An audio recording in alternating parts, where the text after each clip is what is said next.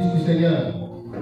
Parce que le but des prières que nous voulons adresser au Seigneur, c'est vraiment de ressembler. Parce que quand on parle du cœur, c'est la disposition à désirer ressembler à Jésus.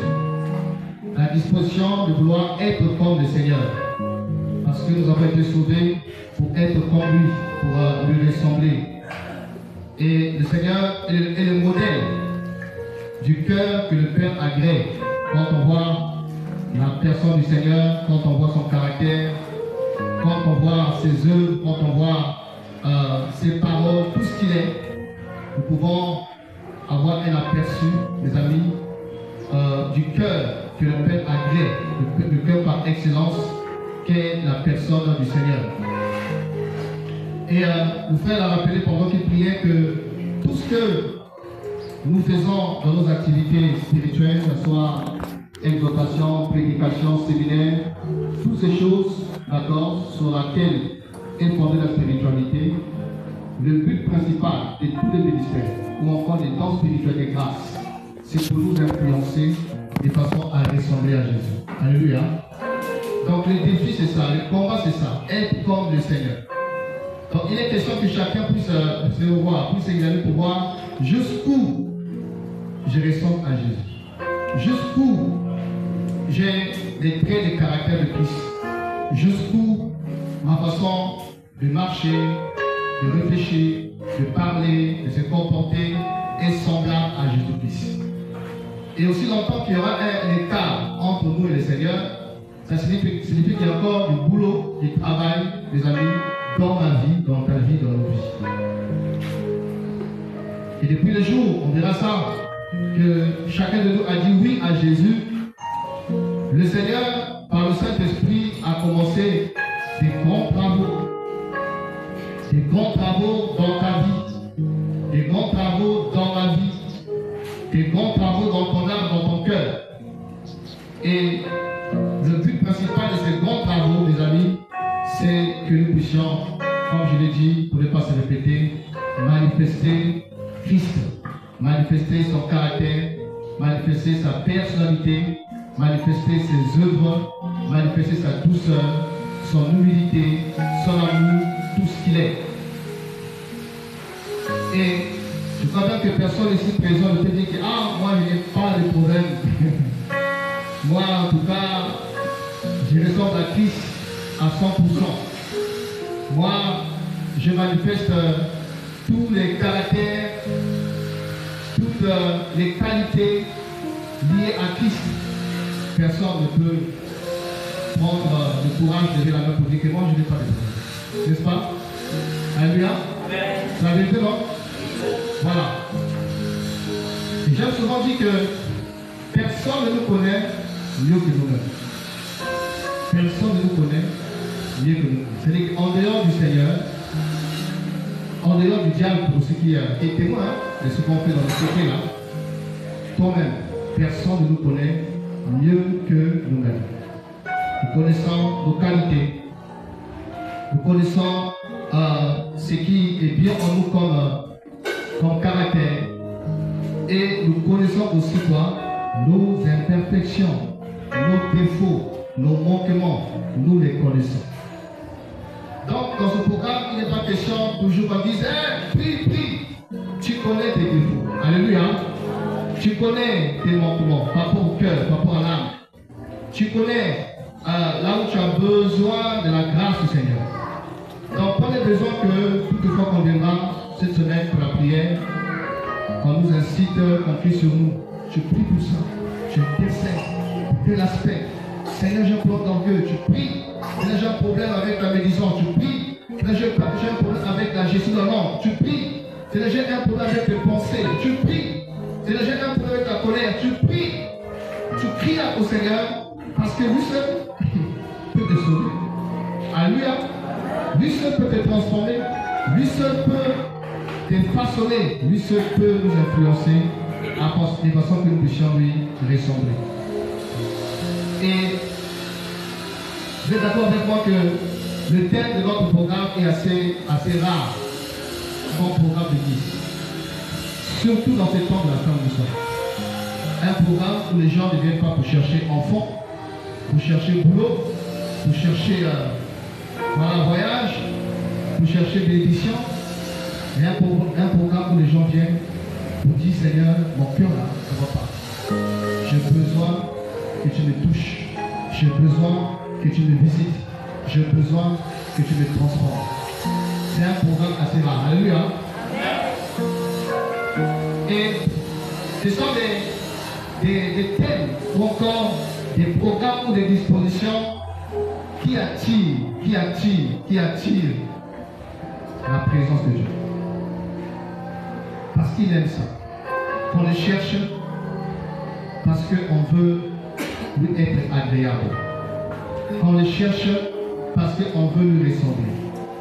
Qu'on le cherche parce qu'on veut lui plaire. On veut plaire au Seigneur. Qu'on le cherche parce qu'on veut s'aligner à sa parole, s'aligner à sa vision, s'aligner à sa volonté, s'aligner à sa pensée. Qu'on le cherche, mes amis, parce que nous réalisons le besoin d'avoir des cœurs purs. D'avoir des cœurs purs. Heureux ceux qui ont les cœurs purs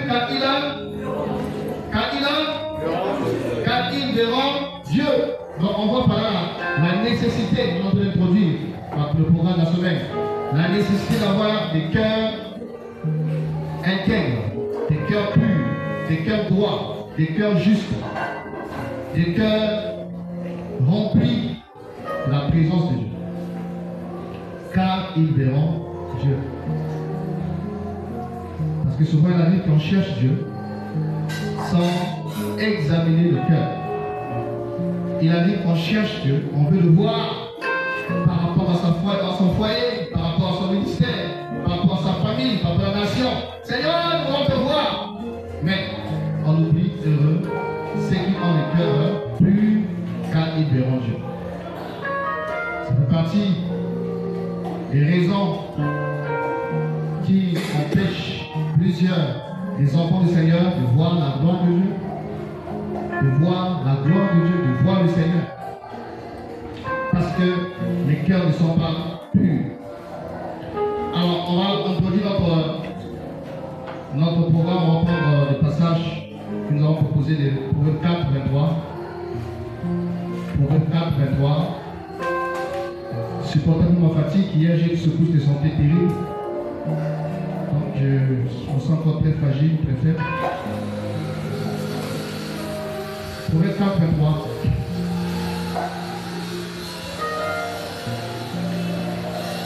Il est écrit ceci. Garde ton cœur plus que toute autre chose, car de lui viennent les sources de la vie. Dites avec moi, garde ton cœur plus que toute autre chose, car de lui viennent les sources de la vie. Garde ton cœur plus que toute autre chose. C'est un commandement qu'il nous est donné. On nous invite à quoi? À garder notre cœur. Et le cœur ici n'a rien à voir avec le cœur physique. Donc c'est organe qui favorise la circulation du sang. Ce n'est pas de ce cœur-là que nous parlons. Mais le cœur ici concerne ce qu'on appelle l'homme intérieur. L'homme intérieur qui est le siège des comportements, des pensées, du caractère, des paroles, voyez ça, encore d'autres mots, encore l'âme. Donc ça n'a rien à voir avec le cœur, organe que nous avons, bien évidemment, qui est aussi un organe assez capital dans le corps, parce que on ne peut pas vivre sans le cœur. Le cœur humain comme organe est au centre de tout ce qui est lié, les amis, à l'organisme ou encore à l'homme, à la personnalité. On peut vivre sans les pieds, on peut vivre sans les oreilles, on peut vivre sans la langue, on peut vivre sans la main, on peut vivre sans l'œil, n'est-ce pas? Alléluia. Mais on ne peut pas vivre sans le cœur. Quand le cœur est touché, c'est la mort. Quand le cœur est touché, c'est le chaos, c'est la ruine. Donc c'est une belle image, mes amis, de ce que représente aussi le cœur spirituel dont nous parlons, que j'ai intitulé l'homme intérieur ou encore le siège de la vie spirituelle, le siège des comportements, le siège des caractères, le siège des sentiments. Alors il dit, garde ton cœur plus que toute autre chose. Donc de même que le cœur physique doit être gardé, parce que s'il est touché, c'est le chaos. Donc même le cœur représenté par notre intérieur, par notre âme, par le siège de notre personnalité, doit aussi être gardé. Parce que s'il est touché, s'il est influencé par des choses négatives, on va constater quoi? Le négativisme.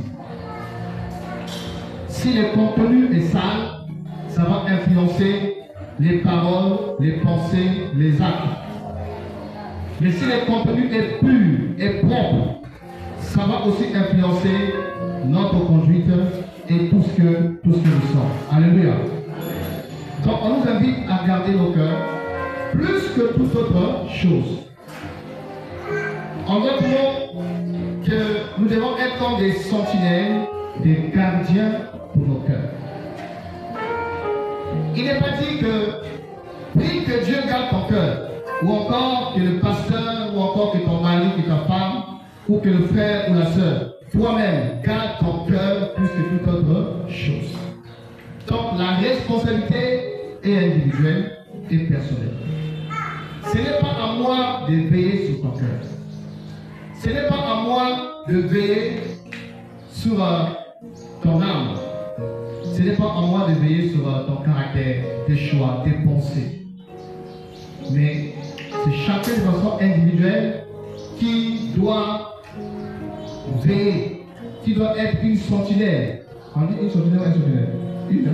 Voilà. Qui doit être une sentinelle, un gardien pour son cœur. De façon que tout ce qui entre dedans doit être examiné.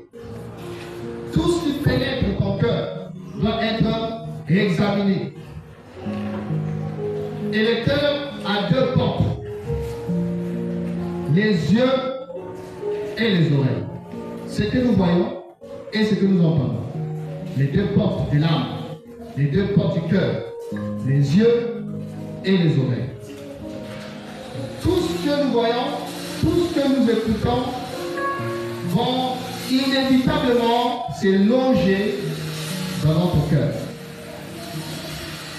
Alors si nous ouvrons la porte à tout, si notre cœur ressemble à une maison qui n'a ni porte ni fenêtre, mes amis, c'est grave. Malheureusement, c'est la réalité de plusieurs états d'âme.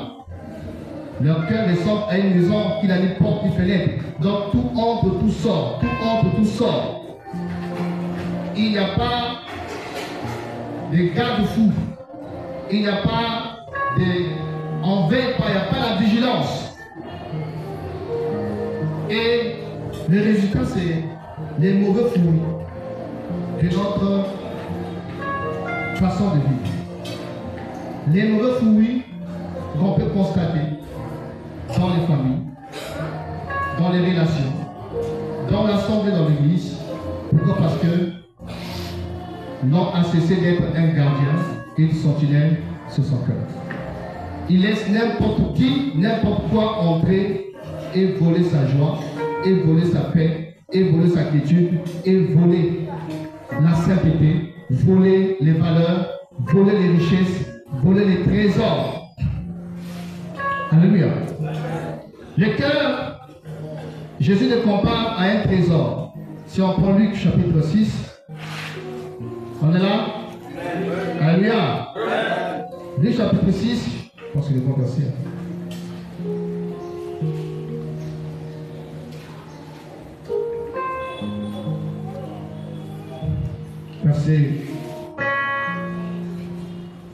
Verset 45.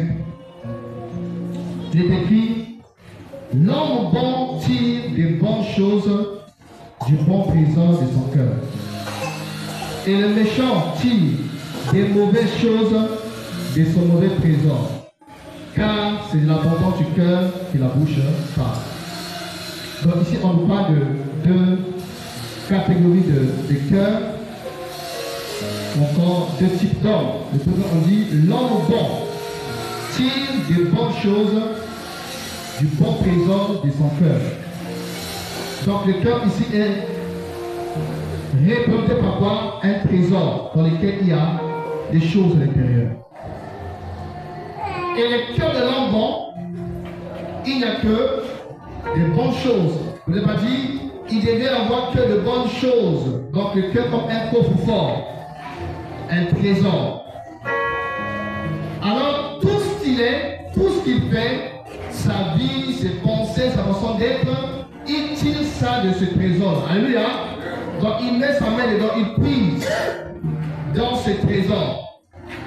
Et on peut constater des bons fruits. Pourquoi? Parce que son cœur comme un trésor est rempli de valeurs, est rempli de qualités, est rempli de bonnes choses.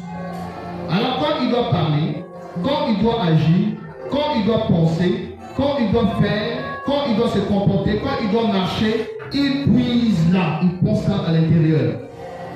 Et ça influence toute sa vie, toute sa conduite. Par contre, l'homme méchant, dit Jésus, qui parle ici, et les méchants tirent des mauvaises choses de son mauvais trésor. Il tire quoi? Des mauvaises choses de son mauvais trésor. Comment est-ce qu'on dit exemple? Oh, un anti-baimbi. Un anti-baimbi. Pourquoi est-ce que, comment est-ce qu'on arrive à reconnaître, identifier qu'un anti-baimbi? Les actes qu'il pose. Et ces actes-là, ça vient d'où? Ça vient de son mauvais trésor là. Il a posé ça à l'intérieur. La méchanceté, on verra ça. La haine, l'orgueil, la colère. Ce sont des choses qui remplissent le fond de son cœur. Et à l'instant T, pouf, il prend colère, pouf, il prend injure, pouf, il prend médisance, pouf, il prend réaction. Pourquoi? Parce que le fond est rempli que des saletés, est rempli que des mauvaises choses, et qui se manifestent dans ses réactions, ses émotions, ses sentiments, ainsi de suite. Alléluia. Garde ton cœur plus que toute autre chose, car de lui viennent les sources de la vie. Et cette semaine, il y aura plusieurs intervenants. Ce ne sera pas le seul. Je vais juste introduire où chacun, selon qui sera conduit par l'esprit, nous apportera un aspect en rapport avec le cœur. Prenons encore notre verset dans Proverbe toujours, Proverbe chapitre 23, verset 26. Proverbe 23, verset 26.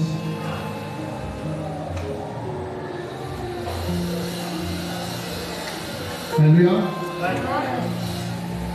Mon fils, donne-moi ton cœur et que tes yeux se plaisent dans mes voies.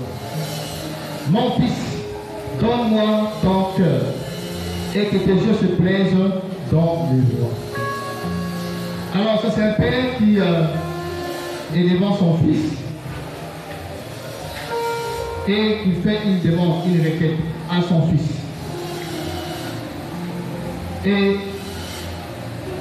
sa demande n'est pas matérielle. Est-ce que son fils avait les moyens? Est-ce que son fils avait l'argent? Est-ce que son fils avait les biens? Mais ça ne l'intéresse pas. Ce qui le préoccupe plus, quand on demande à son fils, qu'est-ce qu'il dit? Mon fils, on peut dire ma fille, hein? On peut dire ma fille, hein? Mon fils, donne-moi ton cœur et que tes yeux se plaisent dans mes voies. Mes amis, c'est ça même le but de ce programme. On vient pour donner. On vient pour offrir. Parce qu'on peut se dire qu'on a donné, comme dans cette histoire, que pendant la campagne que j'ai écoutée, cet homme riche avait une maison, une grande maison de 10 chambres. Alors, Jésus-Christ s'est approché de lui pour dire, bon, je vais rentrer dans ta vie, je vais rentrer et rester avec toi. Il dit, bon d'accord, mais je te donne une chambre. Et toutefois que le monsieur était attaqué dans la chambre où il était, le Seigneur ne réalisait pas. Et au fur et à mesure, il changeait David. Bon d'accord, bon, je te donne 5 chambres, après 6 chambres, après 7 chambres. Jusqu'à ce qu'il se rendu compte, mais tiens, c'est vrai que je dois seulement tout seul dans la maison. Et quand il a donné toute sa maison au Seigneur, le diable est encore venu pour l'attaquer. Et là, au lieu que lui-même puisse ouvrir la porte, Jésus lui dit non, reste là. Comme tu m'as donné toute ta maison, c'est moi qui dois ouvrir la porte. Alléluia. Et quand il ouvre la porte comme ça, le diable s'agenouille. Vous voyez l'histoire, hein? Alléluia. Pour montrer comment que Dieu exige le tout de nous. Le tout de nous. Tout ou rien. Ou on donne tout, ou on n'a rien donné. Alléluia. Donne-moi ton cœur. On verra pourquoi est-ce que Dieu nous demande qu'on lui offre notre cœur. Parce que lui seul maîtrise les cœurs. Alléluia. Lui seul est le spécialiste du cœur de l'homme. Mes amis, ni l'éducation, ni la philosophie, ni l'école, ni la civilisation, toutes ces choses ne peuvent pas changer les cœurs de l'homme. Si on est grand de ce monde-là qui ont des bacs plus 22, plus 30, ne seraient pas méchants. Pourquoi? Il y a un seul spécialiste du cœur. C'est le Créateur. Alléluia. C'est pourquoi il dit donne-moi ça. Donne-moi ça. Moi je ne maîtrise que toi. Parce que nous-mêmes, même toi-même, tu n'as pas la maîtrise de ton cœur. Tu n'as pas la maîtrise de ton âme. Tu n'as pas la maîtrise de ta vie. Et on se connaît pas assez. Tu ne te connais pas profondément comme Dieu te connaît. Alléluia. Mon fils, ma fille, donne-moi ton cœur. Alors, on a défini le cœur comme étant l'homme intérieur, comme étant l'ensemble, voilà, des sentiments, de l'intelligence, des comportements, des caractères. Donc, on retient que quand on parle du cœur, on voit quoi? On voit les pensées, on voit les paroles, on voit les actes, on voit le comportement, on voit les émotions, on voit, voilà, l'attitude. Alors, au commencement, quand Dieu a créé l'homme, Adam, l'homme a été créé parfait. Le cœur d'Adam était un cœur pur. C'est pourquoi il pouvait se tenir de la présence de Dieu. C'est pourquoi il pouvait demeurer avec le Créateur au commencement. Parce que son cœur était parfait. Son cœur était pur. Son cœur était intègre. Son cœur était saint, droit, juste. Ce qui favorisait l'intimité, la communion avec le Créateur. L'homme a été créé avec un cœur pur, un cœur de chair, un cœur disposé à aimer Dieu, à aimer son prochain, un cœur capable de craindre le Seigneur, de servir Dieu, un cœur disposé à glorifier le Créateur. C'est le cœur Adam avait, notre aïeul Adam, quand Dieu l'a créé. Et pour garder son cœur pur, vrai, il devrait être soumis, s'attacher à la parole, être obéissant au Seigneur. Car Elohim avait enseigné l'homme. Il avait pris le soin de l'enseigner. Et aussi longtemps que Adam restait dans les commandements du Père, il a sauvegardé, préservé son cœur de tout mal. Adam, au commencement, pendant un certain temps, il a veillé sur son cœur, il a veillé. C'est pourquoi le Seigneur pouvait le visiter, parler avec lui, causer avec lui. Malheureusement, comme c'est passé qu'on a lu, garde ton cœur plus que tout autre, Adam a succombé à cette responsabilité. Il n'a pas veillé sur son cœur. Il n'a pas veillé sur son âme. Il a ouvert la porte, les amis, et une autre sémence est entrée dans son cœur. Le péché, un autre évangile, un autre enseignement, un autre caractère, une autre vision. Le diable a sémé autre chose, les amis, dans Adam quand il a désobéi au Seigneur. Et ayant péché, les amis, Adam a perdu ce cœur pur, ce cœur parfait, ce cœur vrai, ce cœur soumis, ce cœur humble, ce cœur intègre, ce cœur juste, ce cœur rempli d'amour. Il a perdu ce cœur. Son cœur a été corrompu par le péché.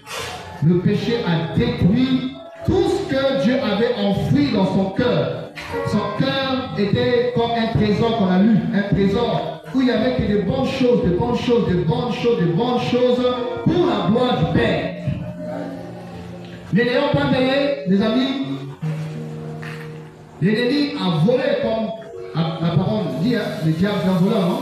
Alléluia, c'est un voleur, c'est un tueur, c'est un destructeur. Donc il a tout balayé, il a détruit. Et il a remplacé par autre chose. Et tout ce qui était remplacé allait à l'encontre, les amis, de la vision divine, de la pensée divine, de la volonté de Dieu, de ce que Dieu avait voulu pour l'homme, la gloire de Dieu. Vous connaissez ce passage? Tous ont péché et sont privés de la gloire de Dieu. L'homme a été privé de la gloire, c'est quand il a perdu son cœur. Quand il a perdu le cœur pur avec lequel il a été créé, chassé, banni de la présence du Père, parce que son cœur était dorénavant corrompu, perverti, détruit, empoisonné. Et depuis lors, mes amis, l'homme n'est plus resté comme il avait été créé. L'homme a commencé à s'éloigner de son Créateur. L'homme a commencé à manifester un autre caractère, une autre identité, une autre vision, une autre personnalité qui n'avait rien à voir avec le Père. Alléluia. Adam. Et on peut voir la manifestation du mauvais cœur que l'homme avait hérité. Parce que Adam, avant la chute, il n'a pas eu d'enfant. Mais c'est après la chute qu'il a commencé à se multiplier. Et qu'est-ce qui s'est passé? Transfert, boutouf, transmission du cœur. Et le cœur que nous tous, la race adamique, nous avons hérité, c'est un cœur corrompu, un cœur mauvais, un cœur méchant, le cœur d'Adam pécheur. Alléluia. On est là? La Bible dit dans Acte 17, verset 6 que tous les hommes sont sortis d'un seul sang. Tous les hommes sont sortis non pas de deux, de trois, d'un seul sang. Il s'agit de quel sang? Le sang d'Adam. Adam qui? Adam corrompu, Adam rebelle, Adam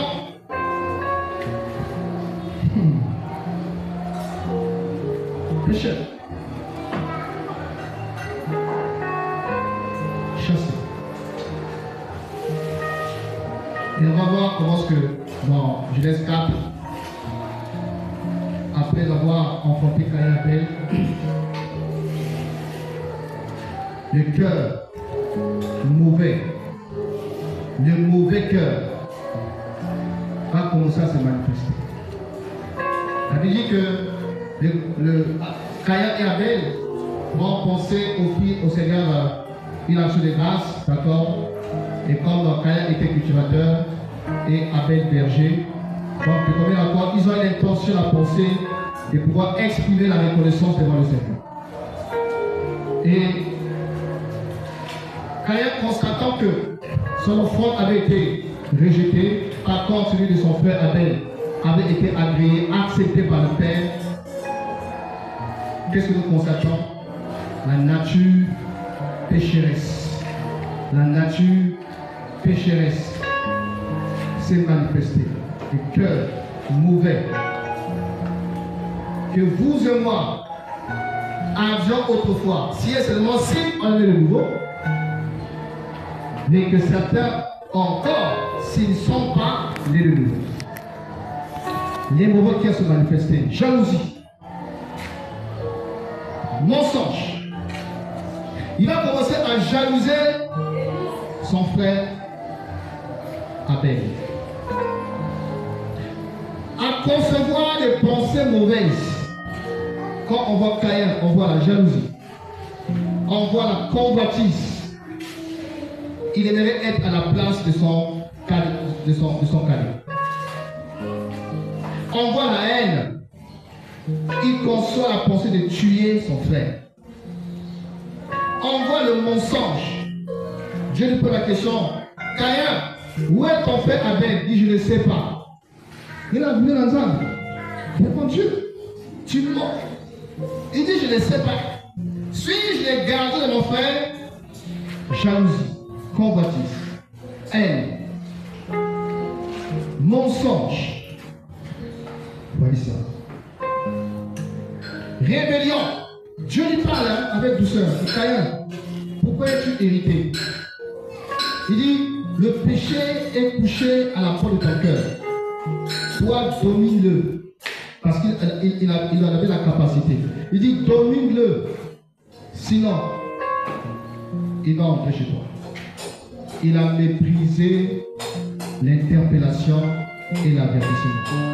On voit quoi? L'endurcissement. Il est endurci. Timbolo, endurci. Il a fermé son cœur à la parole de Dieu.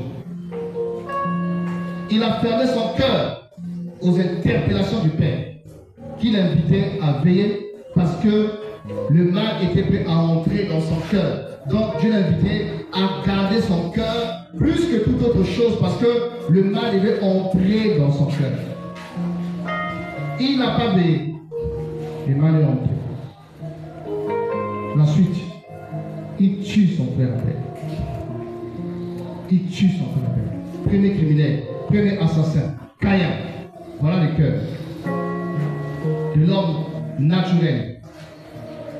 De l'homme naturel. De l'homme né sous Adam.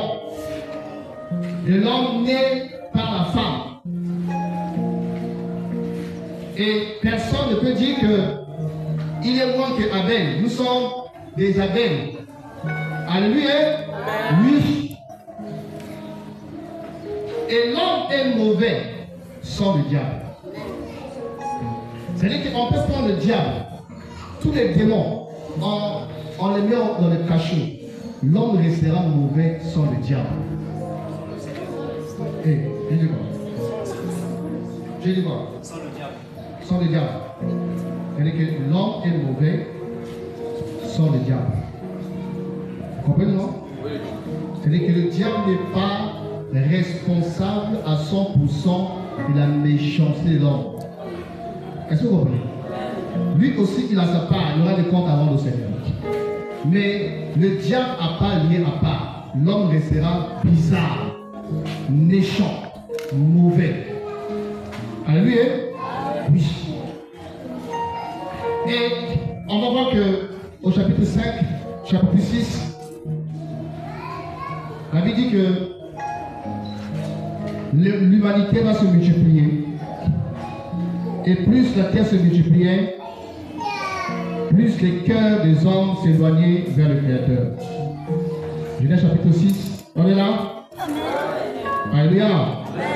Soyez concentrés. Genèse chapitre 6, verset 5. On montre un peu l'évolution, comment est-ce que tout est parti du cœur pécheresse. L'Éternel vit que la méchanceté des hommes était grande sur la terre, et que toutes les pensées de leur cœur se portaient chaque jour uniquement vers le mal. L'Éternel vit que la méchanceté des hommes était comment? Grande sur la terre, et que toutes les pensées de leur cœur, se portaient chaque jour uniquement vers le mal. Donc on voit comment est-ce que chaque jour, quand les gens se réveillaient, je dois tuer. Quand ils se réveillaient, je dois braquer. Quand ils se réveillaient, je dois avorter. Quand ils se réveillaient, je dois. Donc chaque jour, les gens se réveillaient avec quoi? Il y a des mauvaises pensées. Pourquoi? Les trésors. Mauvaises trésors. C'est pourquoi si ton cœur est mauvais, c'est difficile que tu puisses avoir des bonnes pensées. Alléluia. C'est difficile. C'est difficile que tu puisses avoir des bonnes actions. C'est difficile. Et parfois c'est plus fort que toi. Tu parles, pouf, tu as blessé. Tu poses un acte, pouf, tu as cassé les gens. Tu as dit, parle de la unité, paf, division. Ah oui? Pourquoi les trésors? Le fond qui est sale, qui est corrompu. Et la suite, vous connaissez ce qui va se passer. Dieu va parler la terre. Hein? Les ténèbres sont arrivés. Il va entraîner tout le monde. Genèse chapitre 8, verset 21, je crois. Alors ici, ça s'appelle les déluges. Noé sort de l'arche avec sa famille. Après avoir passé 40 jours et 40 nuits dans l'arche, il sort. Verset 21 dit quoi? L'Éternel sentit une odeur agréable. Et l'Éternel dit en son cœur, je ne maudirai plus la terre à cause de l'homme, parce que les pensées du cœur de l'homme sont mauvaises dès sa jeunesse. Et je ne frapperai plus tout ce qui est vivant comme je le fais. Les pensées du cœur de l'homme sont mauvaises. À partir de quel âge? L'adulte? C'est ça? À partir de 30 ans? 50 ans? Dès sa jeunesse. Les pensées du cœur de l'homme, donc l'homme en général, les pensées du cœur de l'homme sont mauvaises dès sa jeunesse. Donc l'homme est mauvais depuis le ventre même. Depuis le ventre, sans mauvais déjà. L'homme est mauvais dès sa jeunesse. Ah oui. Voilà le portrait du cœur de l'homme sans Christ. Le portrait de l'homme naturel. Le portrait de l'homme qui n'est pas régénéré, qui n'est pas né de nouveau, qui n'est pas converti. La méchanceté. Le cœur est mauvais. Et Jérémie fait encore un constat. Jérémie 17, versets 8 à 9, en train de montrer l'état du cœur de l'homme, comment est-ce qu'il n'y a rien de bon. Parfois on est fiéreux parce qu'on est belle comme la Belgique, on est beau comme le soleil, vous voyez ça, on a bac plus de 15, on est dans la famille présidentielle, vous voyez. On est tout orgueilleux, tout fiéreux, alors que mes amis dans le fond, on n'est rien, et rien de rien. Rien. Ésaïe 17, 8 à 9, on parle de verset 9, c'est mieux. Le cœur est tortueux par-dessus tout, et il est méchant. Qui peut le connaître? Le cœur est tortueux, hein? C'est comme ça, tortueux. Par-dessus tout. Qui peut le connaître? Le cœur est tortueux par-dessus tout. Il est méchant. Voilà ce que Dieu dit du cœur de l'homme. le cœur de l'homme est méchant. Quand Dieu voit le cœur de l'homme, il voit la méchanceté. Qui peut le connaître? Même le conseiller lui-même, il ne connaît pas son cœur. Parce que c'est comme un trou profond, tellement profond. Profond. Que même toi-même, tu ne peux pas toucher le fond de ton cœur. Alléluia. Non. Il a dit qu'elle soupire. C'est moi qui parlais comme ça. Tu soupires toi. Tu fais quelque chose, tu soupires. Mais qu'est-ce qui se passe? Qui peut le connaître? Même ta mère ne te connaît pas suffisamment.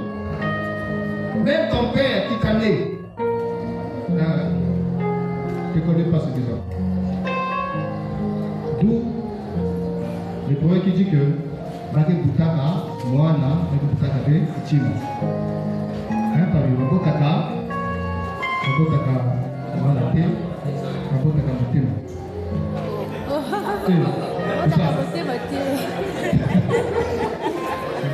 On va l'écouter, vous comprenez. Alléluia. C'est pour dire que parfois quand tu regardes un enfant, tu regardes son père, tu dis, oh, mais pourquoi cet enfant-là, il y a un grand écart entre lui et les parents. C'est vrai ça. Les parents, exemple de la Bible, on voit exemple de l'histoire de Samuel. Samuel était un homme intègre. Il pouvait dire à tout Israël que si j'ai pris un âme de quelqu'un, qui lève la main. Si j'ai pris une brebis de quelqu'un, qui lève la main, dit, en d'autres mots, qui de vous ici en Israël peut me convaincre de pécher? En d'autres mots, personne n'a osé lever la main. Samuel. Mais quand on voit ces enfants, des pervers en Israël, des pervers, je me dis, oh, c'est les enfants de prophète Samuel. Pourquoi? Avec Butaka, Moana, avec Butaka de Tima. Butaka, Moana, avec Butaka de Temate. Vraiment? Alléluia! Ah oui? Vous voyez les cas, exemple d'Élie, le souverain sacrificateur. À bien voir, il était irréprochable. Il n'avait pas des conduites étant telles. Mais la Bible dit que le fils d'Élie était des vauriens et des pervers au point de voler les offrandes du Seigneur et d'aller physiquement avec des femmes qui le priaient au temple. Mais leur père était irréprochable. Donc c'est pour dire que on ne connaît pas suffisamment qui est qui. Alléluia. Ah oui, même nous qui sommes mariés, il n'y a que Dieu qui nous connaît. Il n'y a que Dieu qui nous connaît profondément. Notre conjoint ne peut pas oser dire qu'il nous connaît comme Dieu nous connaît. Alléluia. Il n'y a que Elohim qui sonde, comme il dit ici, la suite dit quoi? C'est ça, non?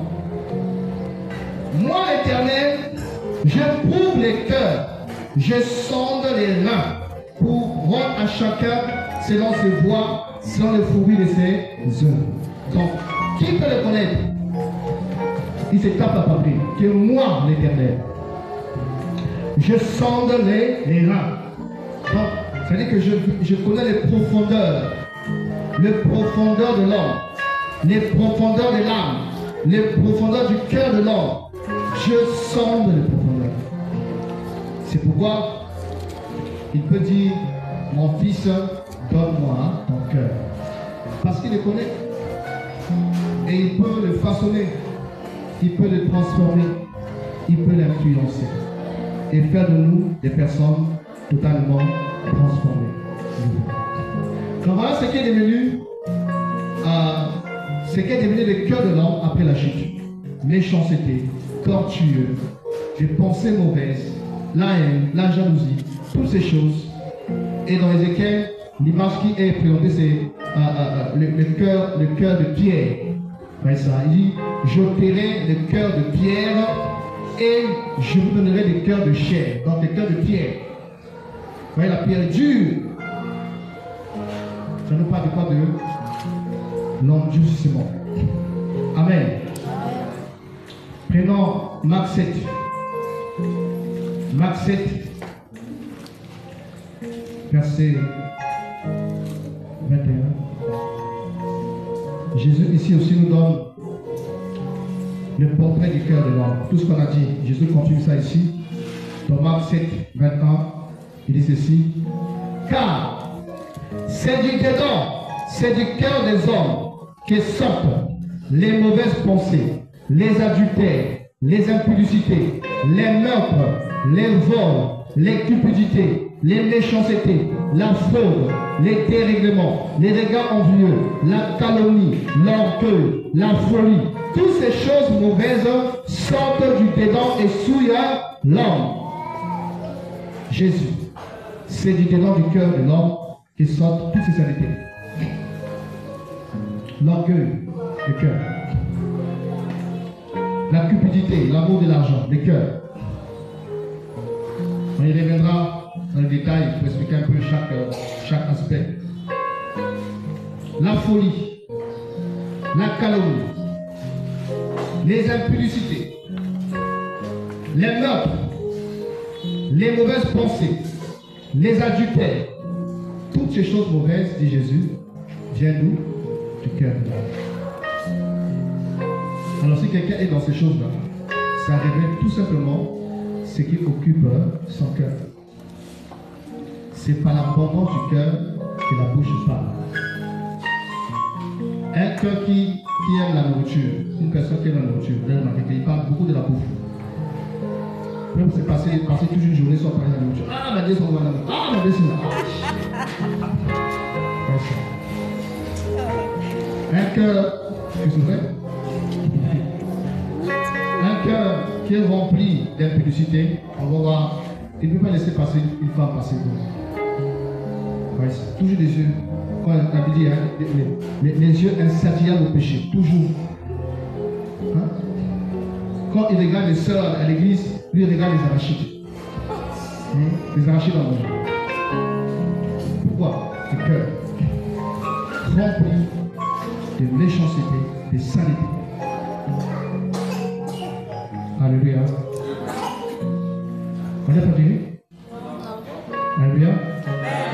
J'introduis juste Éphésiens 4, verset 17.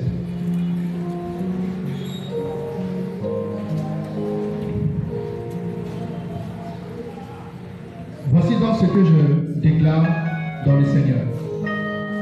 C'est que vous ne devez plus marcher comme les païens. Dis avec moi, comme les païens. Comme les païens. Vous devez marcher comme les païens qui marchent selon la vanité de leur pensée. Ils ont l'intelligence obscurcie. Ils sont étrangers à la vie de Dieu. À cause de l'ignorance qui est en eux et à cause de l'endurcissement de leur cœur. Voilà ce qui caractérise un païen. Il a un cœur endurci. Donc, si toi tu me dis que tu es converti, que tu es le nouveau, que tu es la fille du Seigneur, que tu es un enfant de Dieu et que ton cœur endurci, d'après la parole de Dieu, la Bible t'appelle païen.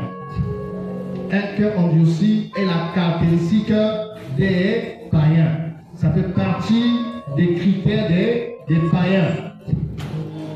Un cœur tellement fermé que la parole, l'enseignement, quand Dieu parle comme païen, il ferme son cœur. Ça veut dire quoi? Il y a un problème de régénération. On verra ça. Comment avoir un cœur pur. Une nouvelle naissance. Tant qu'une personne n'est pas passée par la foi, voilà le portrait de son cœur. Tout ce qu'on a vu. Voilà le portrait d'un cœur irrégénéré. Le portrait d'un cœur qui est occupé par autre chose, mais pas le Seigneur. Qui est occupé par autre chose, mais pas la parole de Dieu. Qui est rempli par autre chose, mais pas le Saint-Esprit. Qui est influencé par autre chose, mais pas la puissance de Dieu. Alléluia. Ah oui. Il y a besoin que le Seigneur nous aide à pouvoir veiller sur notre état. Et là où l'homme a démontré sa méchanceté. Là où la méchanceté du cœur de l'homme a été révélée, dévoilée, c'est à la croix, Golgotha. Golgotha est la révélation de deux catégories de cœur. Golgotha est la révélation des dévoilements de deux types de cœurs. D'une part, le cœur du Père, le cœur de Christ, dans lequel on peut constater l'amour, la miséricorde, la compassion pour l'homme.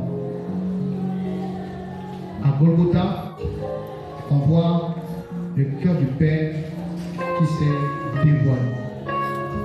À Golgotha, on voit le cœur de Christ qui s'est révélé. Père, pardonne-leur de la douleur, l'agonie. Au lieu de la colère, qu'est-ce qui sort? L'amour qui sort. Au lieu de la vengeance, qu'est-ce qui sort? Le pardon qui est libéré.